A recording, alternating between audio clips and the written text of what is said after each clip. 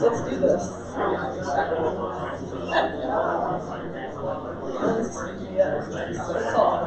Chat. Oh wow, this one's much louder. Hi everybody. How's it going? Woo! We've discovered which of the microphones is gained higher than the other. Yes, this is great. Thanks for coming. This is JavaScript MN. If you haven't already, please grab the Wi-Fi info here. If you use WeWork Guest, there's no password. So this is the organizing team. I am Anna Baker. I'm Brandon Johnson. We've got Brian Mitchell over there. And Tamara Temple is not physically present with us tonight, but I have on good authority she might be watching the live stream. Hi, Tamara. That's the squad. All of our events and online spaces are governed by a code of conduct because we believe in providing a harassment-free meetup experience for all of our attendees. We encourage all of our attendees, especially if this is your first time at a JSMN event, to read through the code of conduct. Familiarize yourself with it because that governs kind of all behavior underneath JSMN events and online spaces. If you need to discuss code of conduct related concerns with any of us, it's sometimes easier to find those of us who are visible and like standing up here. And of course, we're always equipped to address anything IRL in place. But if you'd like to bring any of those discussions offline or make any sort of anonymous reports, you can also email us at javascriptmn@gmail.com.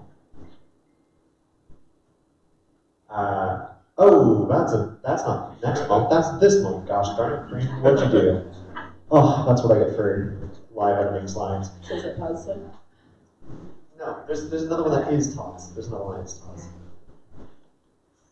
So our host tonight is WeWork, this lovely building that hosts us every month. They do a wonderful job, and Britt is here somewhere, but not in the back as she is. The WeWork squad has been super helpful tonight. There was a mix-up with usually building security will keep the doors unlocked for us, and that didn't happen this time around. But they've been crucial in helping everything happen and helping folks get in.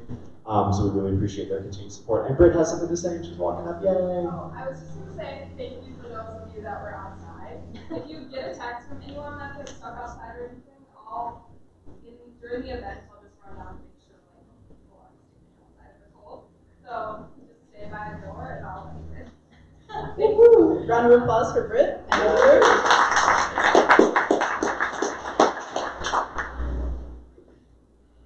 Oh, goodness gracious, Track.js. Another one of our sponsors that provides JavaScript error monitoring services. They're actually based in Stillwater, believe it or not. And the folks at Track.js are really great. Actually, Todd Gardner of Track.js is going to be coming to present next month. More on that in a bit.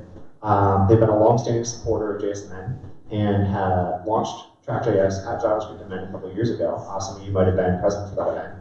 And we really love stuff like that. It's kind of a similar spirit in which tonight's event's happening. So we thank Track.js again for their support. Next up, we have Front-End Masters, which is also a local organization. Those of you who know Mark or the coursework that they put on at Front-End Masters, it's basically just anything and everything front-end that you want to go study or learn about. They have a whole series of wonderful curriculums that are online, and offer, often free, in-person workshops if you sign up for their mailings and such. You can go check out anything they have to offer. I have it on good authority. We have somebody from Front End Masters here, and I don't know whether they want to say words or just wave or not be acknowledged. Front End Masters. Also, I could show you something in Front End Masters if you like. Take just a moment. Sure, what's up? Sure. I could go to the browser. Yeah, come on. Okay. Come on up.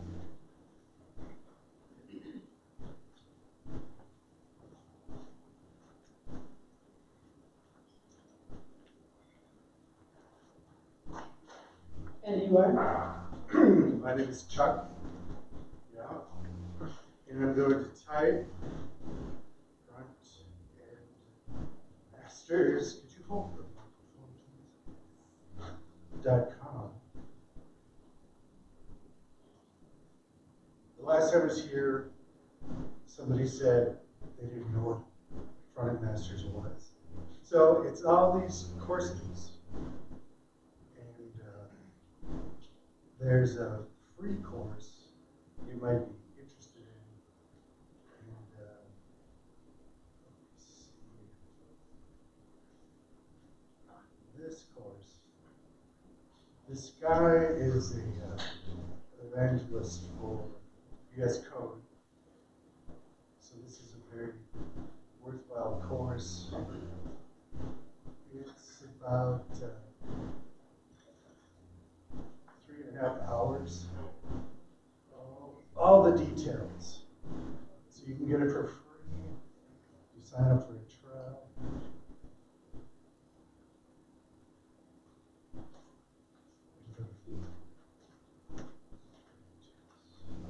All right. Thanks. That's awesome. Okay. Cool. Thank you, Front End Masters.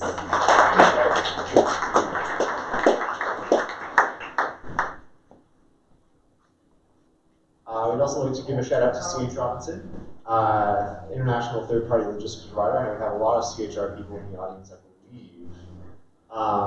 They've been another long-standing supporter of JSNN, and we appreciate their continued support. Okay, you obviously all found us here tonight, so you know we're online, but we have a website, javascriptmn.com. We do a YouTube channel. For those of you not familiar, we do live stream these shows for meetups. And so you can go check it out if you're unable to be here in person, and tweet at us with questions on the Slack or on Twitter, or check out a recording after the fact. We are also on Slack, which you can get an invite to on the first page of the javascriptmn.com website, and we are on Twitter at javascriptmn.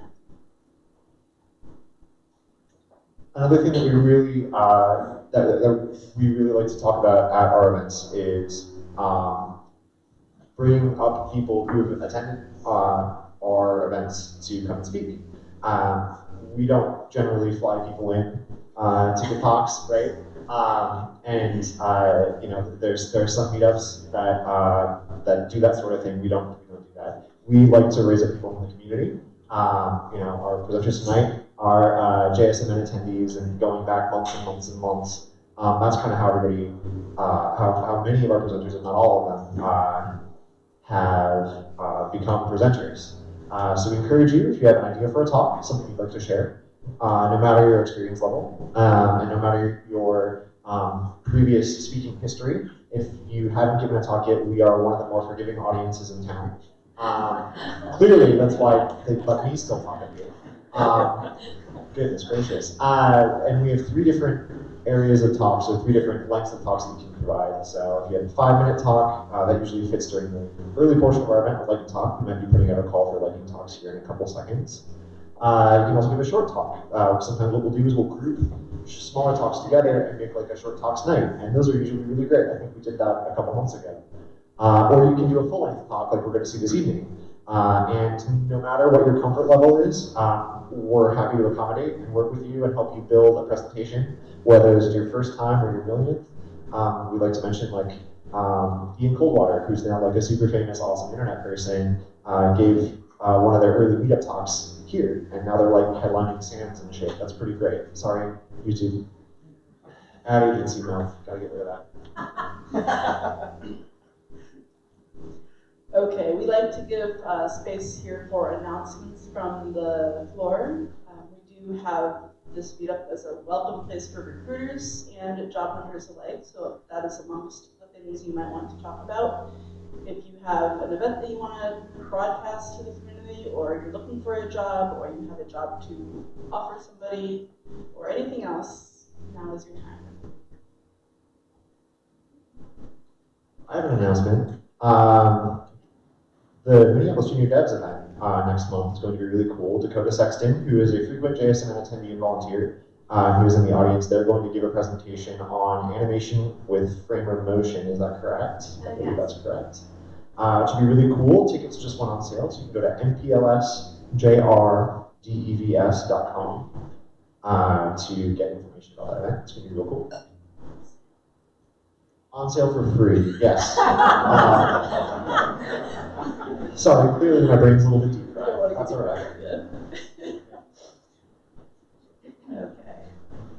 Short talks, lightning talks. Lightning talks, yes. So we have some interesting stuff to share about that. Our speakers this afternoon are going to be giving away one copy of Refactoring UI, which is a really awesome book that will, the authors of the book plan to talk a little bit to some of what we'll be talking about tonight. And the way it's going to work is if somebody has a lightning talk to share, that book, I believe, is theirs. Yes, this is something we sometimes do to entice you to speak in front of everyone else, is offer you little goodies and prizes, and this one just kind of stumbled in our lap. We did not know it was coming, but it's a really great one. So if anyone has something, now is your moment. And just to kind of set the bar super realistically, right? Like, some of you who were here a couple months ago might remember I pulled up a goofy little glitch.com thing I made. That was like all of 30 seconds, right? But I was like, hey, cool, look, you made a little 3D animation show up in AR. If you've done something like that in the past 30 to 365 to 365,000 days, we'd be happy to see it. Anyone got anything worth the demo? Yeah, I can show some. All right, we have a winner. Come on Perfect. up. Come on up.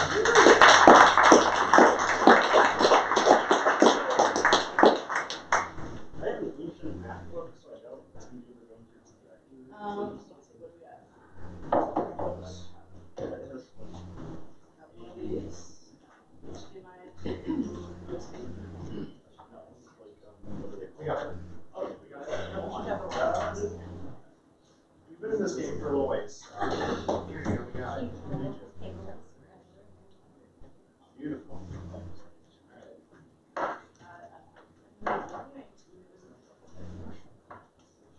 This silver's not. Oh, thank you.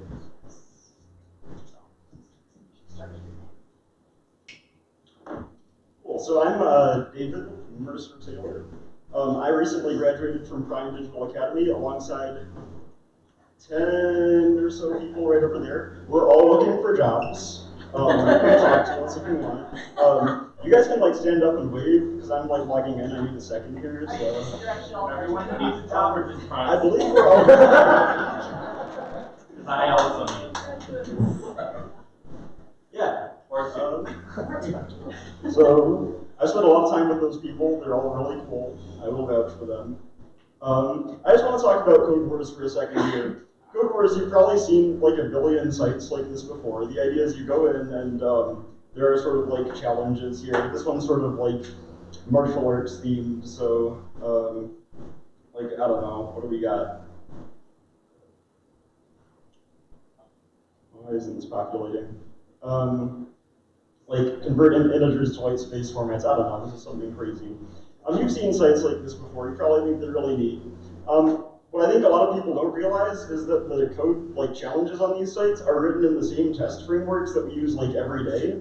And so if you want to write your own, you can do that. It's super easy, and it's a lot of fun. You can just like, I'm just going to show one that I've made so you can see sort of what they look like. Oops. Right, yeah, sorry, I've forgotten the UI of this site.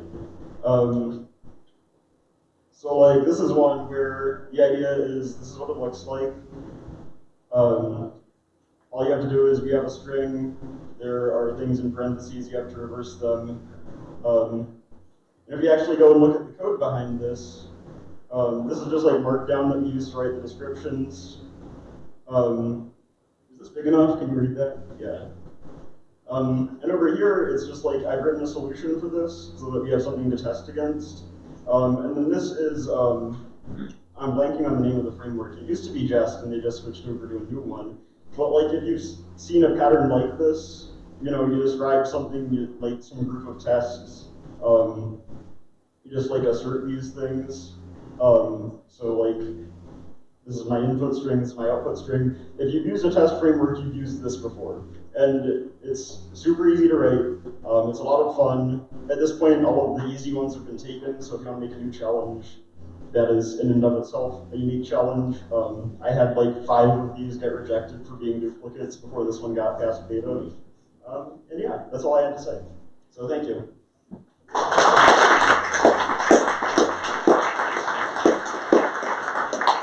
Wonderful. And you guys should connect for contact info after the fact.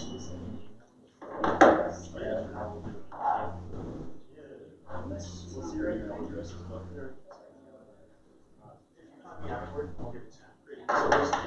Sorry, we can facilitate that. Okay. Are we good for break because we have a full thing today. But we'll talk some more about Todd. Oh, goodness gracious. Do all of you know who Todd is? No. Is that not Todd? No. Hi, Todd. Sorry if you're watching. Hi, Todd. Love you. He wants to come and show us whatever his new thing is next month.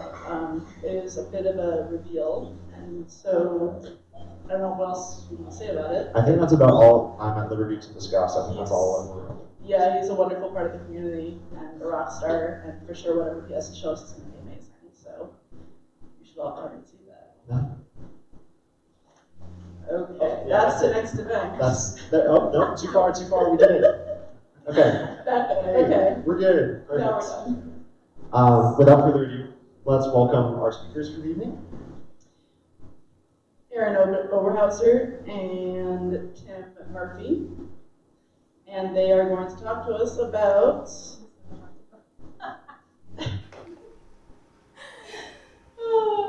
JS framework and low-code tools. Sorry, I botched that, guys. So let's give them a warm welcome. Thanks, Brandon. All right. Let's plug into this one here.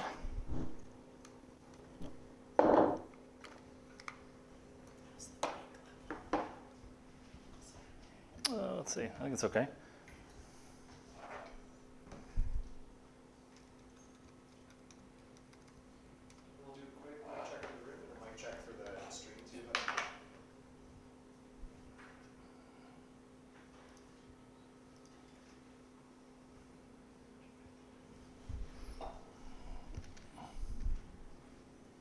Okay, can everybody hear me? Good? And you can hear me, Brandon? Awesome.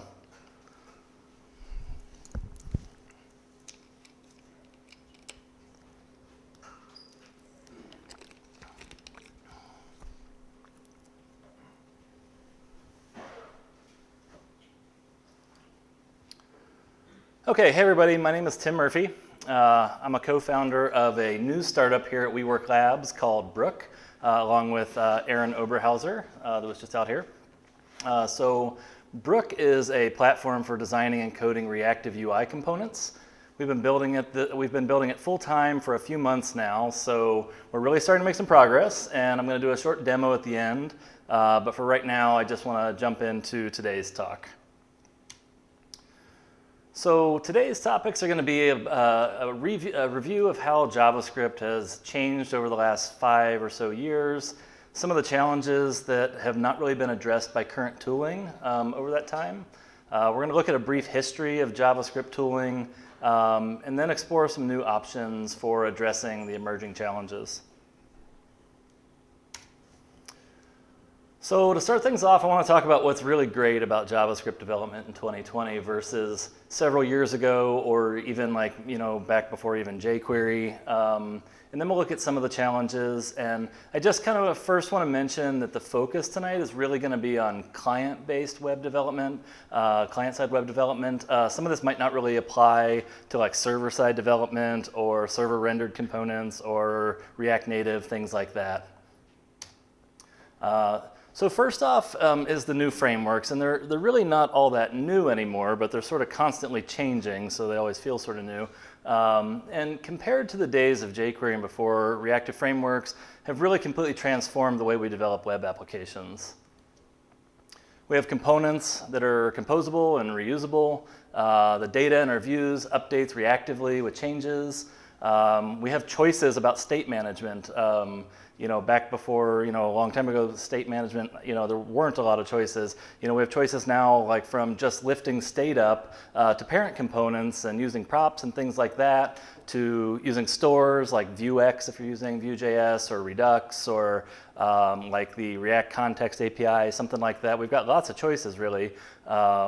We have virtual DOMs for updating just parts of the DOM as opposed to the whole thing, which has resulted in huge performance improvements. Lifecycle methods are part of the frameworks to run code when something mounts or unmounts or updates, etc.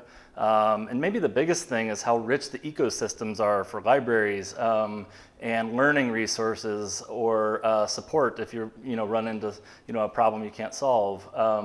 We have command line tools to spin up an application really fast, like Create React App or Vue CLI for small or medium-sized projects. That's really great. We'll talk a little bit about Webpack later, but not having to deal with that is pretty awesome. And so this is a graph here about the state of JavaScript from 2019, the front-end frameworks, React, Vue, Angular. This is folks that say they've used and would use again the framework. And so you can see that React is hugely popular and gaining support. Vue is getting more and more popular and gaining support maybe just a little bit faster. And Angular seems to be flattening out a bit, but still quite popular. And then we've seen package managers. NPM is probably like 10 years old or something at this point. It's been around for a while. Yarn a few years back. And we'll kind of look at package managers and dependencies a little bit too as we go on. We have module bundlers. Obviously Webpack is probably the one that most of us use. But Parcel is a really good option that's much easier to configure. Browserify is still hanging around. We've got code quality tools for linting, static analysis, formatting, things like that. And then testing frameworks. When I first started doing JavaScript, I didn't even know what testing was, so like in the mid-2000s. And so, we've got Jest, Mocha, things like that, some other services. And then again, we just have community packages for almost everything. I think the public NPM registry may have crossed 1 million packages last year. Can anybody confirm that? I was trying to get the number, but I think maybe last year they crossed 1 million packages. So it seemed like a big number. And then code editors. We've got vast choices for code editors now. Sublime is usually my code editor of choice, and I kind of flip between Sublime and VS Code depending on the month, it seems like. VS Code is free, which is really great. And then there's other things out there. WebStorm is a great product, and some others, and some what I might call legacy code editors, but a lot of people still like them and use them.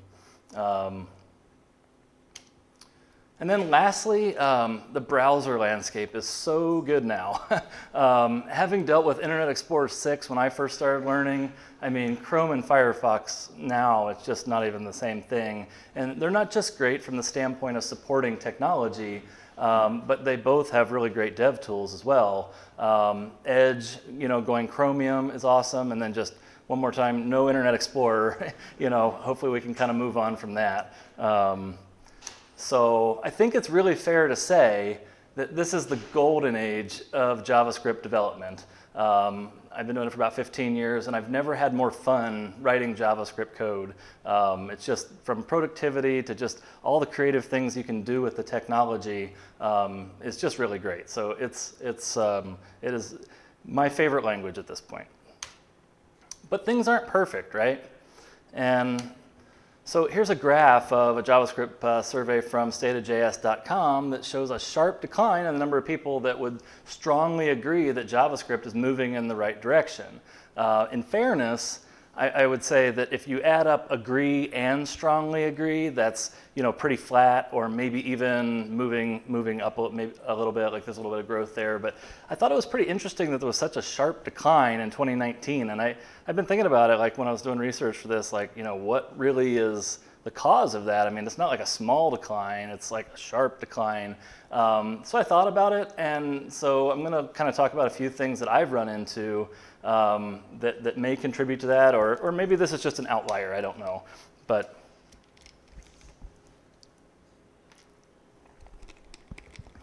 so the first one is dependencies. I'm often astounded at how many packages I have in a node modules directory. Like really astounded sometimes. And I worry about security, and I worry about keeping the packages updated and having to deal with unnecessary breaking changes perhaps. I try to use caution and only install really well-known projects, packages if I can. But sometimes all you really have to go on is like the number of stars on GitHub, or the downloads, or how recent commits have been, or you might look through the issues or something like that and try to assess, like, is this package, something that's going to be, safe to use from a security standpoint? Are they going to maintain it? Those kinds of things. And I often wonder how many like really high quality packages I might skip past because of reasons that aren't necessarily valid. Popularity isn't always a good indicator. Some packages may just be limited, or they might be really mature and not require as much maintenance. So you might not see those recent commits or something like that, or they may not have thousands of GitHub stars, but it still might be a really high quality package and do what you need it to do. So it feels like we can do better here to somehow kind of identify, especially the, we'll say, less popular packages, to identify those that might be of high quality. So then moving on to the configuration of bundlers. If you have to do this, it can be really, really tedious, right? And I'm mostly talking about Webpack here. So Webpack is awesome, but I usually try to stick with using it in the context of something like Vue CLI or Create React App or like Laravel Mix or something like that. When I have to configure something manually, it can really ruin my day. I learned this the hard way when Brook, our platform, moved from the CodeMirror code editor internally to Monaco editor, and I had to do a lot of manual Webpack work, and it was terrible. So.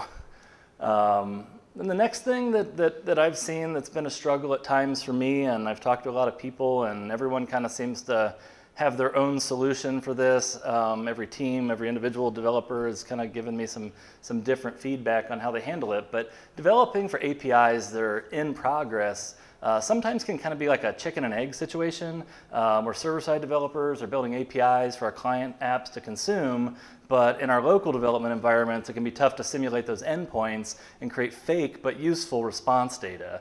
There's tools out there like JSON Server that can be useful, Faker for populating data. There's some services, but I find that it can kind of be a pain point. And I don't even want to talk about production data ending up on local machines.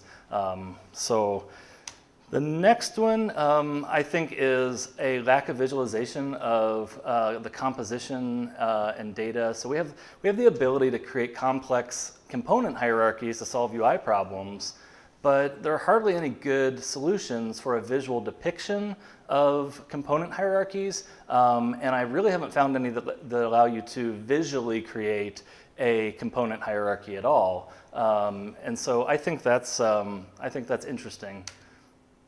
And then the last one is the designer-developer handoff. This isn't smooth. This has been a problem that's been around for ages. I'm not really sure there's ever been a great solution for this. But I want to talk a little bit more about it. So I want to really talk about the last two, the visualization of data flow, as well as component hierarchies, as well as the handoff from designers to developers. And these two problems really have one thing in common, and that's that they aren't easily solved using code editors, right? So there's a couple of tools out there that I've found that can help us visualize the components. One's called React Site, which has a live view of the component hierarchy tree. But then, like, I was on their GitHub, and it has a note at the bottom that says the project is barely maintained. And so, you know, like we talked about earlier, maybe that's a problem, maybe it's not. I'm not sure. Has anybody used React Site or heard of it? Is that something? Okay. Does anybody use any like visual tools for composing or depicting component hierarchies in any kind of reactive framework like Vue.js or React or anything like that? No? Okay. Well, another one is called React Studio.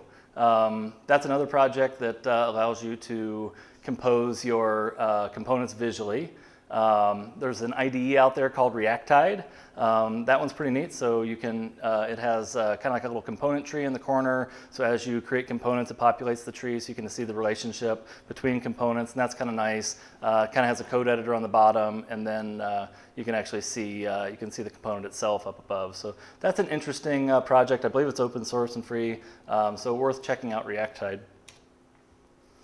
So the frameworks allow us to lift state up to parent components and pass props, but our editors don't really help us keep track of this really well, other than just looking at the code, basically. And this is a really common pattern that has to be implemented manually.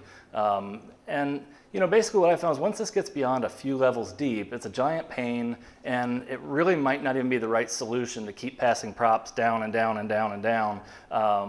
But at least for me, it can lead to the overuse of things like a global event bus in Vue.js or something like context in React.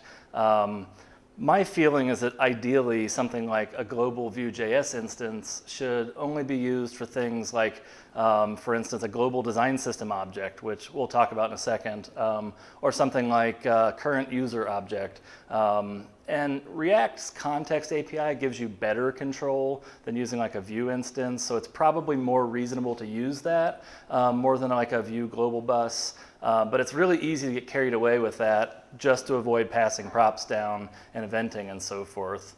And then for larger applications, especially in Vue.js, it probably makes sense to use something like a store like Vuex and Redux and Flux and React. But I'm kind of seeing that people are not using maybe Redux as much, using context more. Are there any React developers here? Do you guys have a preference at all, or is that something? How many people here use React like pretty regularly?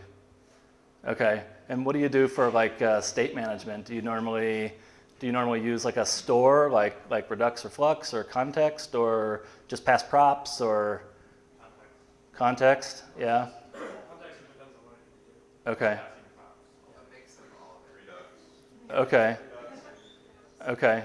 Do you have a rule for when you stop passing props? Like, is there a certain number of levels deep that you're willing to pass props down? Or is it about the context of whether those components are interrelated in some way? Or like, how do you decide? Anybody? Like 3 or 4 levels. 3 or 4 levels? Okay. That's probably 1 or 2 more than me. Yeah. I get to 3 and I'm tired of like, passing props down. Okay. Yeah, I was just curious. Specifically at the UI component view, I would love to have an IDE that kind of helps out with some of that data flow stuff. And I think we're getting to the point where we can start building some of that. And I think some people are building products like that. For that 2 or 3 or maybe even 4 levels deep stuff, I think I would rather still pass props and not reach for a heavier solution at that point. But I really don't want to wire it up myself. So I'm kind of looking forward to some of the products people are working on right now. Okay, so as far as design system and component handoff goes, on the one hand, designers have seen huge improvements. On the screen right now, this is Figma actually. I think it might be playing something. Yeah, it's like basically a design system in Figma. So on the one hand, designers have seen huge improvements in vector-based illustration tools like Figma and Sketch, and they output CSS, which is great. And then on the other hand, as we looked at earlier, developer tools and code editors have also made great progress. but why does this process still involve so much back and forth and like manual translation between something that gets made in Figma and we get some CSS properties, but then we have to sort of, everybody seems to have their own way of creating a design system. Some companies have them. There's a few products out there that handle it a little bit, but I wonder why this is still such a problem in 2020. Is it the developer tools? Is it the design tools? Do we need project management tools that sort of handle this? Or do we need to converge some of the tools together? And so I just want to imagine what a solution might look like.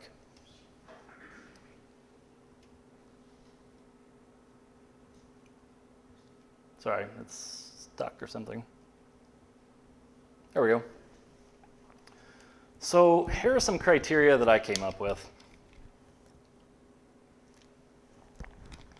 I feel like component hierarchy and data flow should at very least be depicted, if not be something that can be actually composed with tools.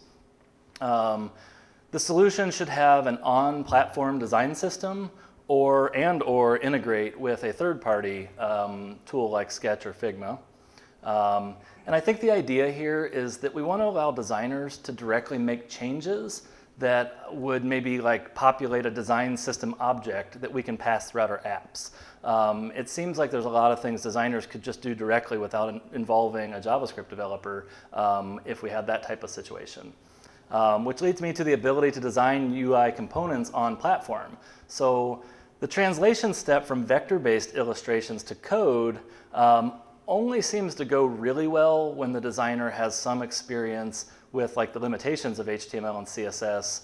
And I'm kind of thinking like if they have that experience, why not have designers build the visual tools? Why not build visual tools that let them design the components directly on the platform in the first place? So again, if they want to make a change to something that's a visual aspect of a component, they could just jump in and make that change directly on the platform without having JavaScript developers necessarily have to do that. Then the next one's a little bit different, and that's the idea of universal output of UI component views to multiple frameworks. And so I think the platform should be framework agnostic, and UI components should be able to be dropped into any professional development platform. Development of business logic and data persistence and API calls and that kind of stuff would still happen in a traditional environment. But from a UI standpoint, it really feels like we should start thinking about creating those universally and not tying them to React or Vue or Svelte that was kind of a thing last year and still is, or Alpine that I just heard about this year, or whatever's popular in 3 years. It feels like from a UI standpoint that doesn't necessarily need to be tied to a specific framework. And then the last one is version control. And this one really should go without saying, I think, but design tools haven't always had the best version control options. I mean, I've seen and done personally version control stuff with just naming files, and it always ends up like, hero section, final 3, version 2, and this kind of stuff. And, it just isn't really version control like we would be used to. So I thought we'd start back at the beginning and look at the origins of JavaScript to get a feel for kind of how we got here, and then look at some of the new and emerging options.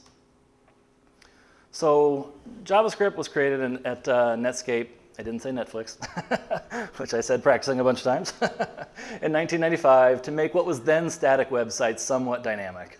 I was shocked to find out that they originally wanted it to be like Scheme, but for the browser, but with a more Java-like syntax. So for those of you that aren't familiar with Scheme, it's most commonly known as the language used to torture first-year CS students with parentheses. This is some Scheme code for computing a sequence of Fibonacci numbers. There's like 6 parentheses at the end. So pretty tough to keep track of that in a pretty small function. This is the same thing in JavaScript.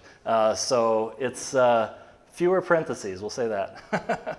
The creator of JavaScript actually used this book Structure and Interpretation of Computer Programs, to learn Scheme.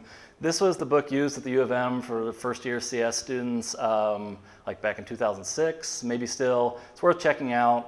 It's free online. There's also a JavaScript version, which I think is also free, and it's kind of like the same book, but in JavaScript. So.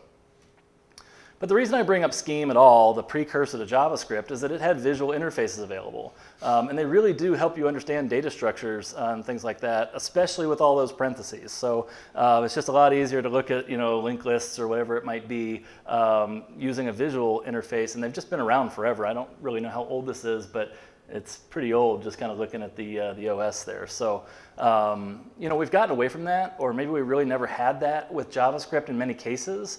But with component-based frameworks, it seems like a good time to take another look at these types of tools. This is Adobe PageMail from '95, right after JavaScript came out. Probably just HTML, if I had to guess. I didn't do web development at that time. I have no idea, but my guess is it was just probably HTML. Then we had Dreamweaver in '97 from Macromedia. And then I just wanted to talk about FrontPage 2003 because it included IntelliSense, from Microsoft, which is the code completion, code hinting kind of thing we have in VS Code.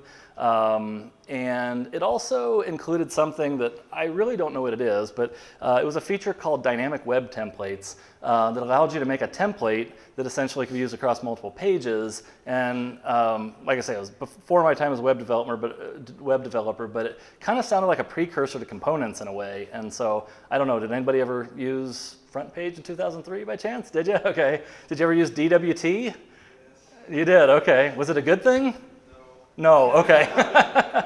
I gotcha. I was just curious. I had really never heard of it, but was it just static HTML that basically just kept you from copying and pasting stuff? Pretty much. Is that? We had all kinds of comments going into it. Okay. Was there a JavaScript element to it, or was it just sort of like a template, HTML template? Yeah, okay. Okay, well, maybe it was, maybe it wasn't. I wasn't sure what it was, but it caught my eye when I was reading through it, so I added it. So then throughout the rest of the 2000s, I remember people kind of either being on Team Dreamweaver or FrontPage or whatever it was, or Team Notepad, where it was really lightweight, code editor, syntax highlighting only kind of thing. And I spent quite a bit of time researching what was available in HTML, CSS, JS editors through the mid-2000s, and I didn't really find anything in the way of giant leaps. It seemed like small incremental improvements to things, or maybe something built in like FTP or something like that. But at that time, I was doing schoolwork in Java using Eclipse or using PHP and ActionScript to build custom product designers. I used to build custom online T-shirt designers and stuff like that with Flash and all that kind of stuff. So does anybody remember any big improvements in the mid-2000s to tooling or code editors or anything like that? Is there anything that stood out at that time period? Or I don't remember anything personally, but like I say, I wasn't doing a ton of HTML and CSS JavaScript work at the time. But in any case, this is what we have now. This is VS Code. And for a code editor, you really can't say enough good things about it. I mean, first, it's free, right? It has super advanced IntelliSense, constantly covers up what you're trying to code and read and write. It has a built-in debugger, built-in terminal, version control tools, an extension marketplace. In fact, that marketplace has some really cool React tools for visualizing component hierarchies. I think they're all free, so maybe worth checking out a couple of those. And it's a great product. We actually use the Monaco editor, like I mentioned earlier in Brook, which is essentially from the same source code as VS Code, but built for the browser. And there, let's see, I already mentioned that. So let's explore some options in the visual space and how they fit in with web development now. And so I want to look at no code, like traditional drag and drop no code options, and then we'll talk about low code. And so a couple of years ago, when I first started hearing people talk about the no code movement, I admittedly really had no idea what they meant. I could only imagine, one by the name you kind of infer what's going on there a little bit, but I can only imagine that this was some kind of HTML WYSIWYG 2018 reboot. They're remaking every movie from the 80s and 90s, so why not this too? I had flashbacks to the early days of Dreamweaver, and I thought to myself, not this again. It turns out Dreamweaver's been around this whole time. I really actually didn't know that before I was doing this. I thought that they discontinued that a while ago. But I actually built my first ever website in 2001 using Dreamweaver. I think it was a site for an astronomy group project about the probability of near-Earth objects striking Earth, something like that. I got put in charge of making the site, and so I turned to a no-code WYSIWYG kind of tool that I thought would get the job done. At the time, I was a physics major, and I had only taken like BASIC and Pascal courses in high school, but I really thought it would be a breeze. And not surprisingly, I was wrong. The design and code output were really problematic. There was way too much nesting, if I remember. Like, it was just like endless nesting back then.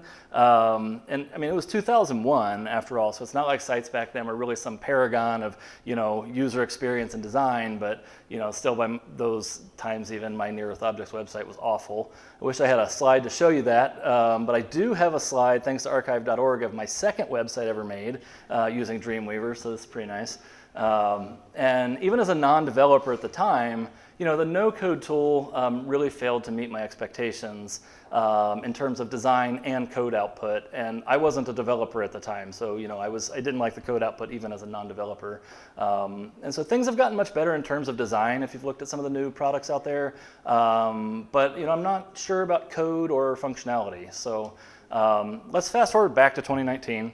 No code's becoming all the rage. I'm actually actively building a design and code platform full-time, and I didn't know anything about the no-code movement. And I thought, how could I have missed this? I mean, I read documentation for JavaScript libraries and frameworks nonstop. In 3 years' time, I moved from like Gulp and Browserify to Webpack to Parcel, and then back to Webpack. I stopped using var altogether. There's no sign of jQuery in my code anywhere. And, you know, I thought, you know, the reason I missed this really is twofold. One, I'm not their customer, right? And two, their customers aren't my customers. I'm trying to solve a very different problem, and my goal is to create a seamless relationship between professional designers and developers and create a visualization of data and components. And so we're really just doing two very different things. But even so, if I'm being honest, there was a time like last summer when I was sort of just getting started on the idea concept of this, and I looked at some of the more well-funded or well-established no-code sites, and I felt like my product was never going to be able to like reach the level of ease of use, or at least it wasn't anytime soon. You know, it seemed like magic to be able to choose from just endless pre-designed nav bars, hero sections, just drag them into place. You could make the little hamburger button turn into an X with like one click, you know, and when the site was done, you know, they would host it for you, and it's like maybe $20 a month or less. You know, friends would show me websites that they had built in a night or two, and honestly, they looked better than stuff that I spent a lot longer on than they did, you know. And at some point I was thinking, like, is this the future of web development? Do we really need to know Flexbox and JavaScript to build a site? And when I came to my senses, I realized that these no-code platforms are for sure the right tool for some jobs. But you know, if anything, I posited, the no-code movement should actually increase the demand for developers. The reason no-code is a thing at all is most likely a reflection of the increasing numbers of people that want to build new products or businesses. And when they're first getting started, they may not be able to afford a professional developer or a development agency. And you know, empowering people ultimately makes no-code a good thing. But, and I think this is important, when businesses or nonprofits are ready to take the next step, their needs are going to be different. They're going to need, you know, dynamic data. They're going to need custom business logic that's beyond what a plugin can provide. They're going to need, you know, a much more refined user experience, or possibly like A/B testing of those experiences. They're going to need better accessibility, or accessibility at all in some cases. They're going to need actionable analytics. And they're going to need really custom third-party integrations beyond what something like Zapier might be able to provide. And at that point, no-code really stops being the solution, and it becomes a problem. And so we can all breathe a sigh of relief, right? Well, yes and no. Well, I don't think no-code is going to put JavaScript developers out of a job anytime soon. I do think it sends a message to our community. I think we need to look inward at our processes and tools to make sure that we're ready for the demand that's coming our way as more people move from no-code platforms to needing more capable websites and applications. And I think it's worth mentioning that the new generation no-code platforms are really setting high expectations for design quality, especially, I think. I'm very impressed by the design quality in a lot of them, timelines, and project costs. And I just think we should at very least be aware of what's happening when we're creating our strategies and business models as developers. There are things that I just didn't even know about, like, so there's no-code stacks that people are starting to build, and I didn't know that was a thing at all. And this is a pretty popular one right now, like Airtable to Webflow to Zapier, and it's gaining a lot of popularity, and it's kind of interesting. It's really straightforward to build a site with Webflow and add a data persistence layer, and then you can do like a really basic integration with a third-party tool with Zapier, and I just wasn't even aware that that was actually possible. And so it's something to keep an eye on, I think, at least be aware of, because I definitely was not aware of this. But the biggest problem I have with traditional no-code is what I would call, or maybe other people would call, the code lock-in or platform lock-in that can occur. And I wouldn't hold my breath that these platforms are going to make it easy for their customers to leave. I hope I'm wrong, but I really don't think that the big players in no-code are going to implement like an export to React button anytime soon. And really, it might not even be possible or feasible for them to prevent no-code lock-in many cases. If a user isn't familiar with Flexbox or CSS Grid or something like that, and the platform just relies on customizing themes or using pixel-based layouts, that translation step really just might be very, very difficult or just not feasible at all. Platforms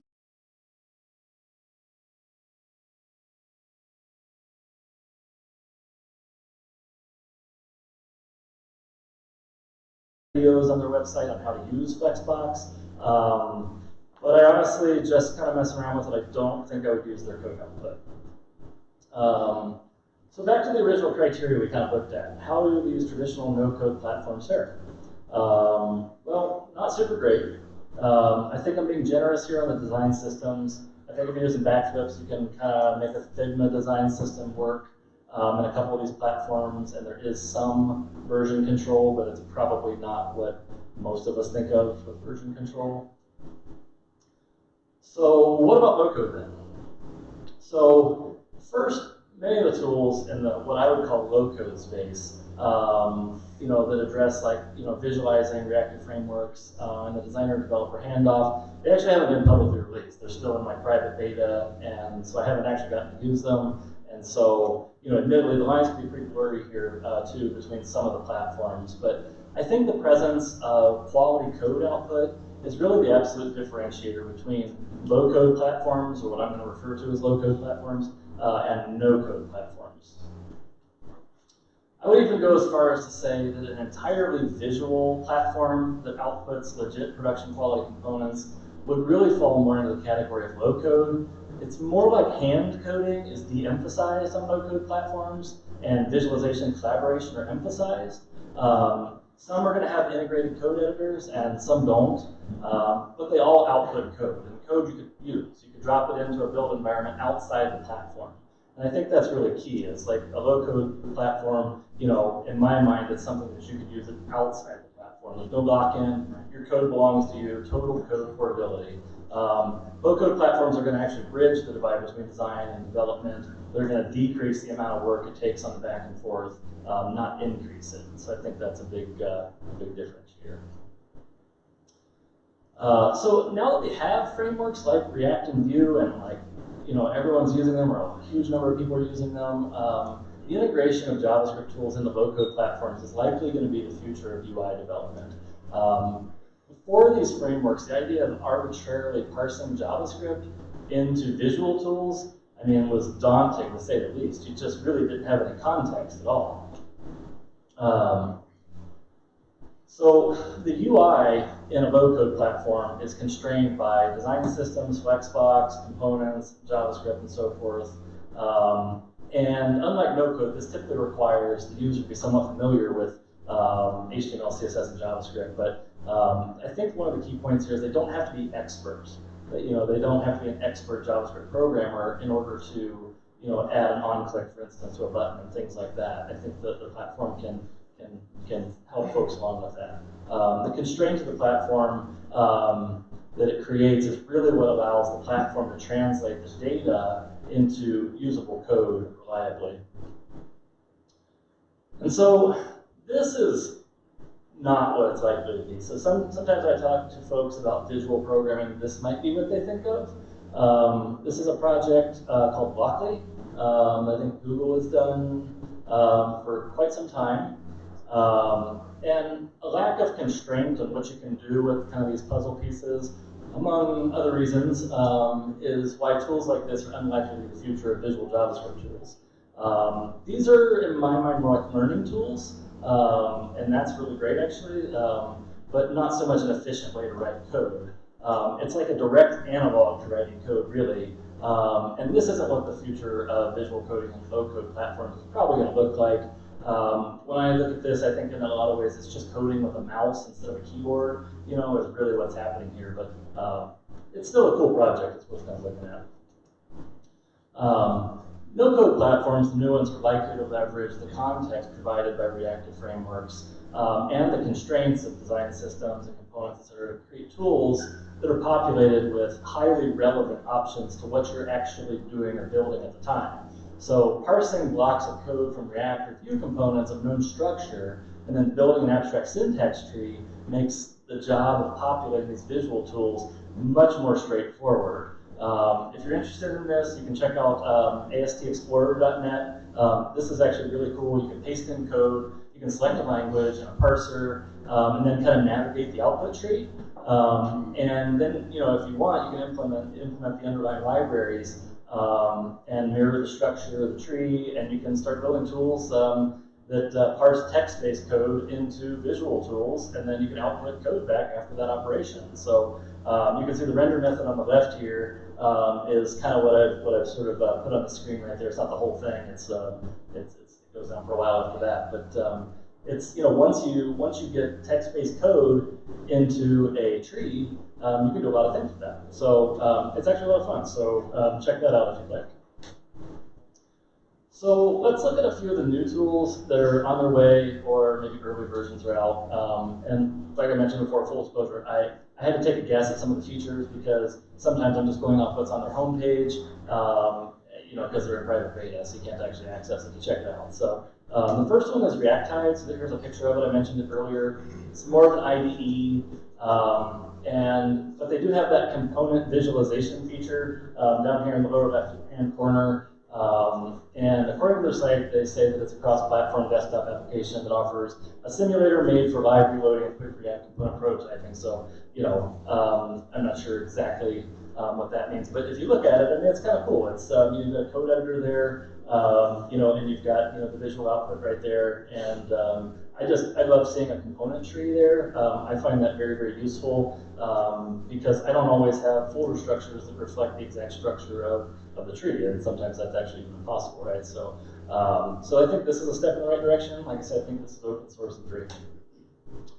So if we look back at the original criteria, so they have the component hierarchy. They don't seem to have on-platform design systems. You can design the UI components on platform.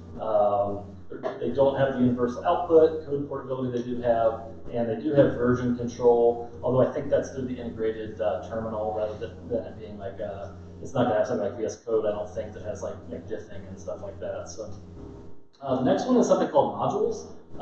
And this is a really cool platform. It's totally visual. They really excel at creating robust design systems. And they have like a component library, it's called Radix, I think, that's open sourced.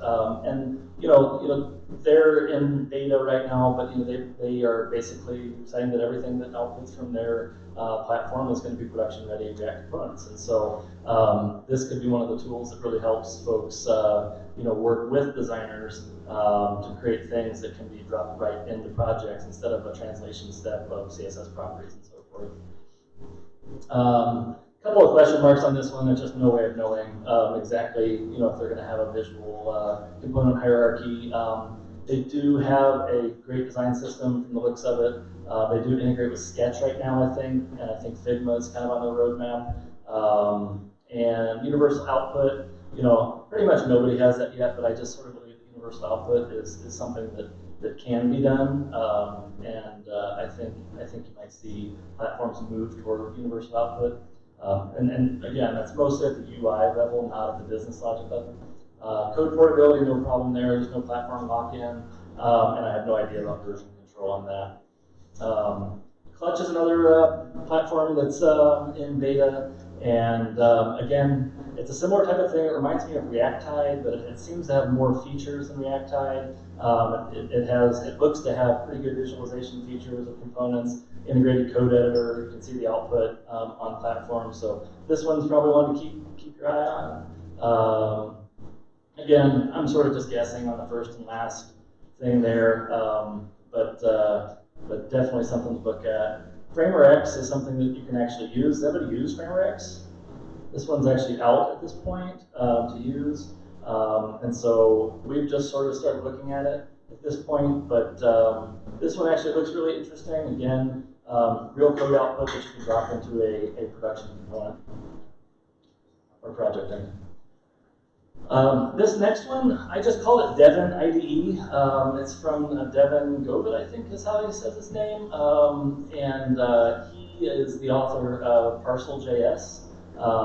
He's an engineer at Adobe, and he's obviously a very talented developer. I think he started working on this like 2 months ago or something like that. He's been posting stuff on Twitter maybe once a week. And it's a really cool, it's like a native Mac app that you can code React components. You can see the output, and then as you're coding, it populates visual tools on the right-hand side that are all context-driven. So, if you're using something that kind of looks like a utility first CSS kind of thing that he's doing, like it's almost like Tailwind CSS, but maybe his own version because the class names don't line up with that. But as you code in it, if you watch some of the videos he's posted, it populates visual tools on the right that if you wanted to change the color, you can see like a visual of like a color palette or something like that. And you can see kind of in the lower right-hand corner, maybe you can like set up eventing and events and stuff like that. So this, I think, given the progress he's made in maybe 2 or 3 months or something, if he finishes this product, I think this one's pretty exciting. We'll just move on past this. Most of them are kind of the same. I mean, it's kind of hard to judge any of this criteria. It's pretty unfair at this point because it's such a new product. And then, so the last one is the product that we've started working on this fall. It's Brook. I'm obviously biased here, but the criteria that I laid out is essentially our roadmap for the coming months. And so, each one of these criteria are really the things that we're trying to achieve.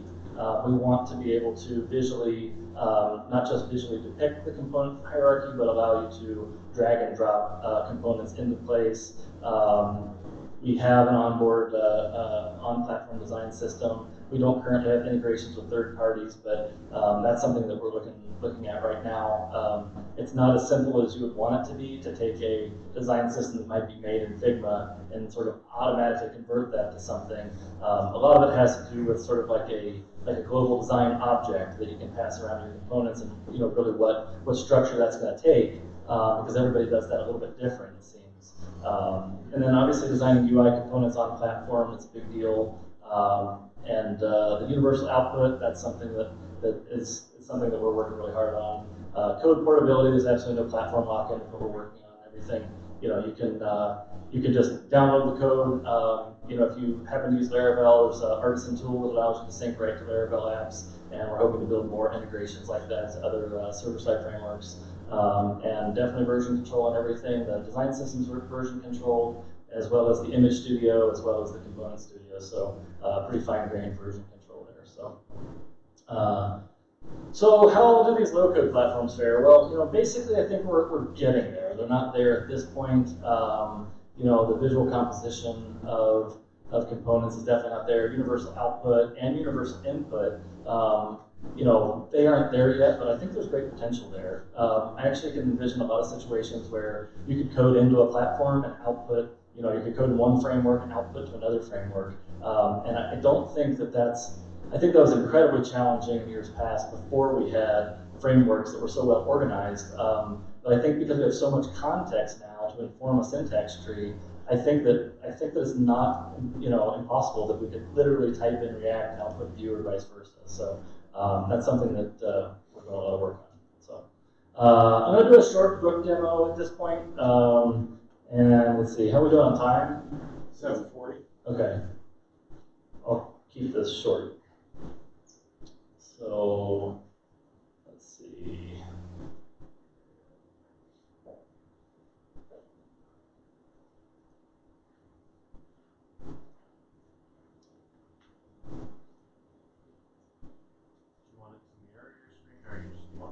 Yeah, I'm thinking mirroring is probably going to be the ticket here. Like the triangle thing on the top right corner right next to the Bluetooth. Up in the taskbar at the very top. Is that working? Yeah. Okay, awesome.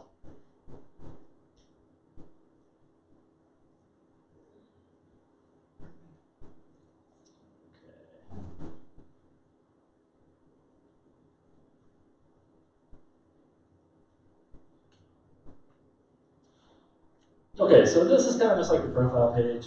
You can create a new project here. You can download files. But what we're going to do is just open up the project studio, which will open up into the design system. And so the first thing that I just want to kind of look at is just creating a new color group. Sometimes this is more difficult than it needs to be if you have to open up a third-party tool to do this. So we're trying to make it really easy to do that. So if you want to add a color group, maybe we call it brick. You can just like select the 100 shade and choose that, like a 200 shade, 300 shade, 400 shade, 500 shade. Obviously, you take more time with this than I'm doing right now, but if you wanted to, this one.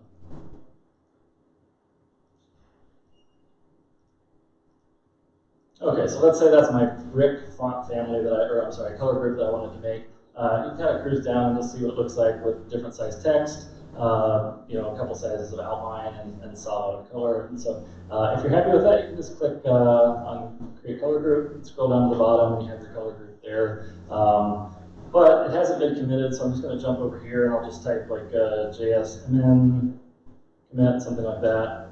And then once I commit this, basically what's going to happen is it's going to write a config file for the design system, as well as recompile Tailwind on the fly, which is kind of what we use under the hood for utility for CSS, and it also writes a Tailwind config file. So you can use that Tailwind config file. If you use Tailwind, you can use that in your build environment to rebuild that, or you can just use the CSS directly out of Brook if you would rather.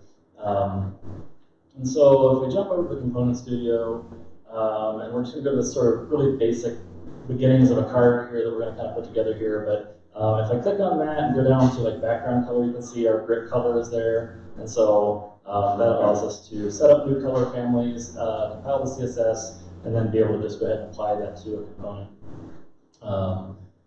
The next thing I'm going to do is just jump over to the Image Studio. And what I'd like to do is just make a responsive image for this card. And so I don't want that. Let's see, I'm just going to call this like JS, and then maybe there's something, I don't know. And I'm just going to pick like small screens and large screens, and then create a new image. And so we'll get sort of a blank canvas for those. And that little card said something like coldest sunset. I just pulled it off Tailwind site. But we'll just search for sunset, and this will search through Unsplash imagery. And I'm not sure which one looks cold, but we'll just pick this one maybe. And so we get that, and then we can scale that up until we're happy with it, move it around. It basically has, it basically just crops the image as you move it around, and it goes off the canvas. And you can just click on copy to all, for instance, if we want that to go to all the different variants, and then just kind of move it around until we like the composition of that image. And then I'm just going to jump back to the small one. And so there's a bunch of other tools that you can use, opacity and things like that. Pretty standard image stuff. So you've got blur, pixelate, brightness and contrast stuff. You've got saturation and desaturation, which we'll look at in a second for color overlays, like hue or hue rotation, noise. Never found a use for this before, but maybe like just a little bit would be interesting, kind of maybe a grainy film effect or something like that. We've got filters, and so you can see it kind of gives you a live preview of the filters. You can have like sepia tone or like a vintage look. You can stack the filters, things like that. But I think I'm just going to make this one grayscale just so we can differentiate this image from the large image. When we go back to the component, I'm going to switch between the two screen variants just so you can see that it is loading the small version instead of the large version. So we've got this one that's like in full color, and this one being black and white. And then again, everything has to be versioned basically for it to work in production or any output. Everything else is saved. Everything's real time. So as I make changes to this, it's all being saved real time, but it won't affect any components until you actually commit it. Basically, if we didn't do that and somebody was working on a component, there was an image in there, it would just be constantly updating and moving around and changing colors as people were trying to work, and it was just a really bad user experience. So we kind of limited it to when a version was done. So I'll just put first commit. So this will write those images, send them up to Google Cloud, and then we can go back to our component studio, open up our card, just go to kind of the small screen variant first. You can select elements by, there's that IntelliSense. Stop it. So you can select elements by clicking on it in the code editor, or you can go to the HTML tab here and you can click on it, and you'll see that it highlights the first line of the element in the code editor, as well as it's just an empty div up top, so you're just seeing kind of a line. But so by selecting and deselecting, it's kind of nice that it'll take you right to where you need to be in the code editor just by selecting things. And so from there we can add that image. We'll go to Brook Images and what we just added. And so this gives us that black and white image that we looked at. And then if we click to the large screen variant, it'll switch to the full color image. And so you can use that if you want different kind of like layouts of your images, or if you just want a smaller image for smaller screens, or whatever purpose you might have for responsive imagery. So that's that. And the next thing that I just wanted to highlight quickly is if we go, let's see here, back to this, we'll open up like a little pill. We're gonna have some little pills at the bottom with like hashtags. And so right now it's just sort of static, it just says hashtag. And so if we go to our JavaScript tab here, we can click on props here, and the props that we'll accept, we'll just call it hashtag.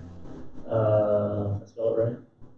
We'll give it a default value of like, I don't know, we'll just call it hashtag, and then a data type of string, and create that.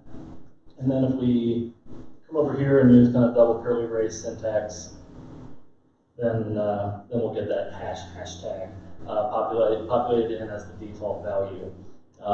And so if we jump back to most of you go back to the card and click on this div right here, you can see if I click on it on the canvas, it also selects the code down in the code editor. It also tries to center it in the code editor if you can, which is just kind of a nice way. If you want to jump in the code editor, you can. If you want to use visual tools, you can. But in this case, we use the visual tools and go back and we'll add a Brook component, and we'll just add a pill. And so it'll bring that in, and it's sort of just wired it up with that default value that we gave it. But we can pass in, whatever we want. If we wanted to, pass in like JSMN, we can do that. And so, that's all working under the JS. So we can, pass in another pill if we wanted to. Let's see.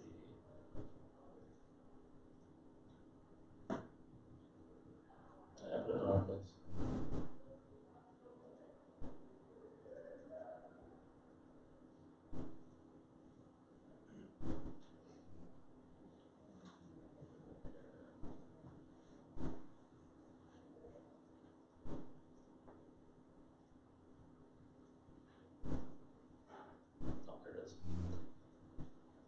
And we can drop another one in, as long as it's selected. Drop another one in, and so we could change that to JS or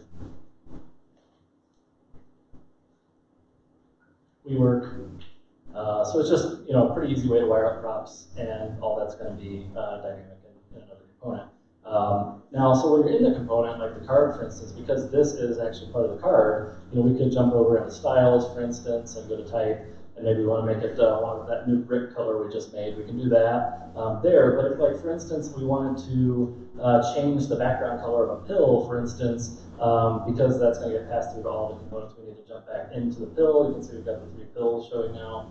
we would jump back over here and then go to background color. If we wanted to change that to like purple or something, and then if we go back to our card, now they're purple. So that's kind of how that would work. So you know, it works pretty well. We're working on a lot of stuff with the design system.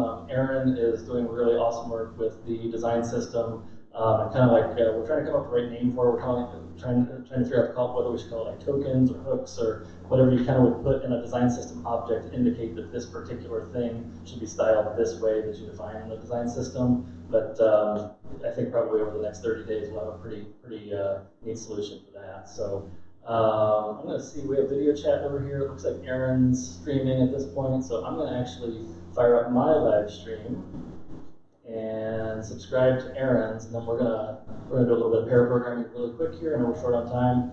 Can you hear me, Aaron? Hey everybody. I don't know why I talked loud. Hang on, let me turn it up. Okay, say something. Let's see if we can hear you. Yeah, just let me know if I'm talking too loud.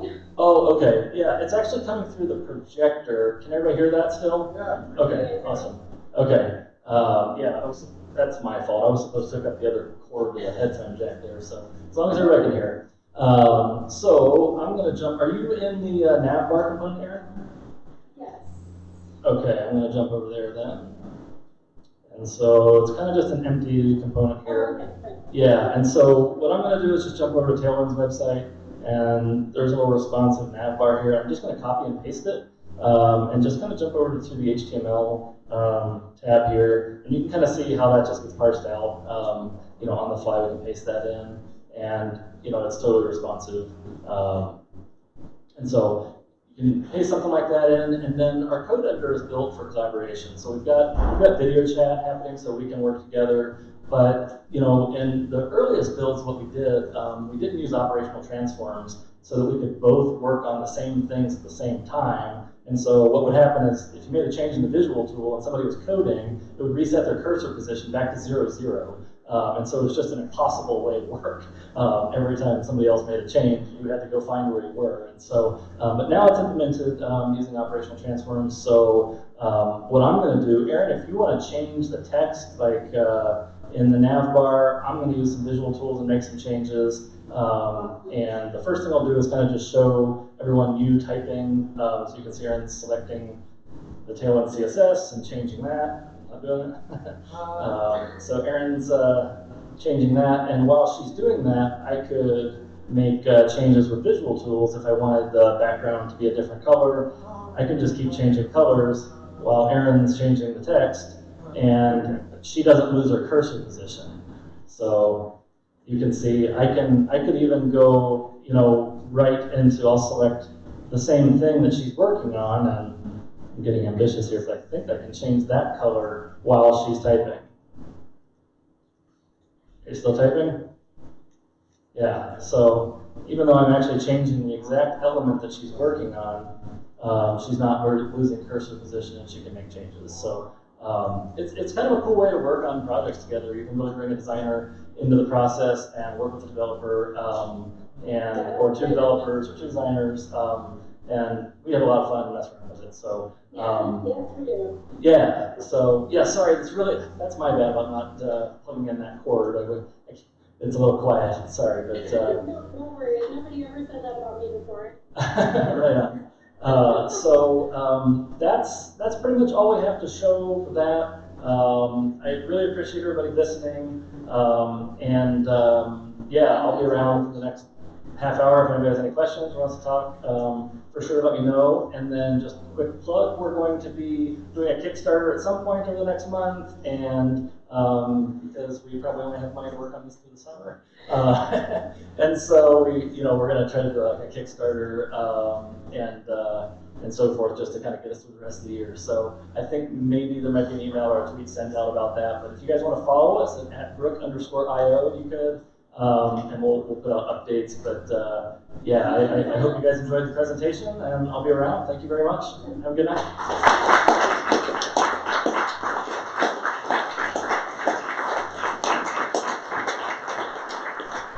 One more little thing, we forgot to give them credit at the beginning of the evening. They are responsible for the Holy Land here tonight, so if you're enjoying this wonderful food, as a chance to change your dominoes. Give Rob.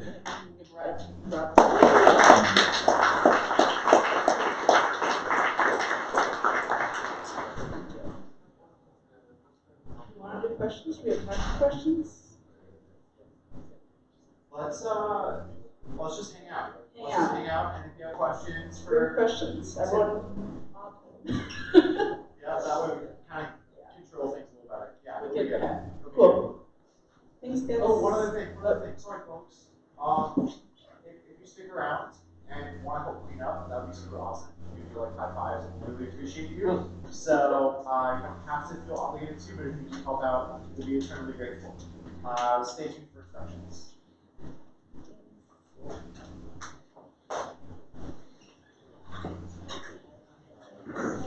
Yeah.